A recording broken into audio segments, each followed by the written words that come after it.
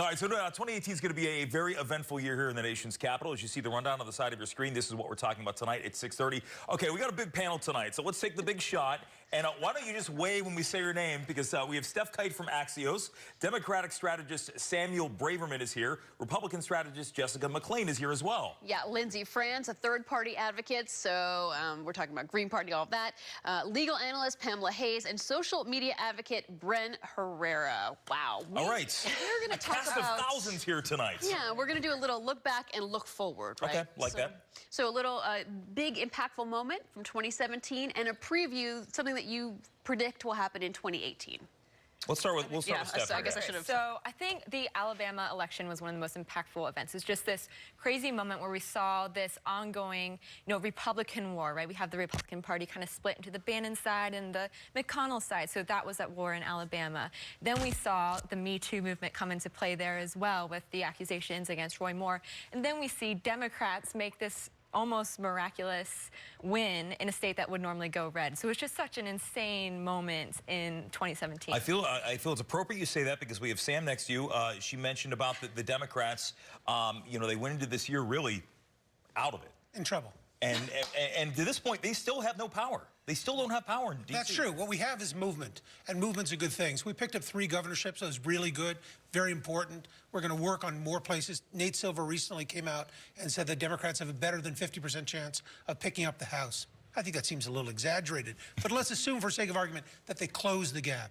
And if they can close the gap in the Senate this year, get it closer, then perhaps they get a little more negotiating strength. And when you're so far out, you're in trouble. And that's the problem. Well, we only have 2 seats really to get back. Yeah. So we're in a good position if we are able to get those back. We have 20 up for grabs out of 30. Yeah, but we only need 2. So if we get those 2 back, we think we're in a good position. And I would say there are probably 6 or 7 that are a little bit up in play, and 5 of those are Democrats. I was watching. You do not ever play poker. Don't ever play poker. You do not have a poker face. I was watching your face there. Yeah. No. I think Democrats have a great chance. You're 2 off on the Senate, and the House is 25, but it's a hard sell because they haven't done anything. And once the public understands that we've been, messed over, they're just going to say, hey, maybe we need to go back and start this. The Republicans have been in a while. Let's just get them going. Let them play catch up.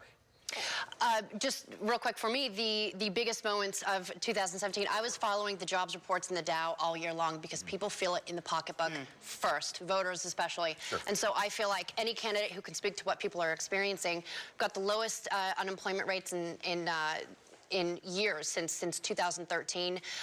Dow's doing really well. I think we're going to see a lot of that continuing into 2018.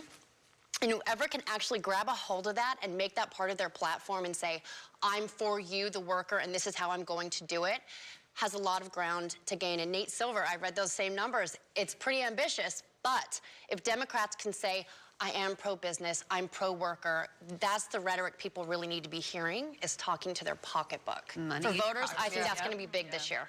And showing up at the voting box. Always a problem. So Gotta get that. So what about sexual harassment? Sexual harassment made such the headlines this year, and I think that the 2018 prediction for me is going to be that it's going to be such a much more thing on the Hill. We're going to see a lot of House and Senate people push for people to be outspoken about it. Women are going to be far more empowered to speak on what's been happening behind closed doors. I mean, we have NBC having a problem, Harry Weinstein being, ousted of Hollywood. So I think it's a really big problem right now that the culture's feeling it's going to hit Congress. It's going to hit Congress. I don't think that they're exempt, and they shouldn't be exempt. I mean, they are the lawmakers there, so they should be held accountable just as much. Absolutely. Even more so, maybe. Yeah. I want to talk about the social media angle of everything because we can talk about this. The whole political climate right now, it's changed. I mean, think about 2 years ago, 4 years ago, 6 years ago. I mean, social media guides the national conversation with everything. We know the president has harnessed Twitter in a way that no other person, whether you like what he does, whether you don't like he does, he has that direct line. Biggest form of communication. There are a lot of people that say the president shouldn't be tweeting as much. They're saying his New Year's resolution should be stop tweeting as much. That ain't gonna happen.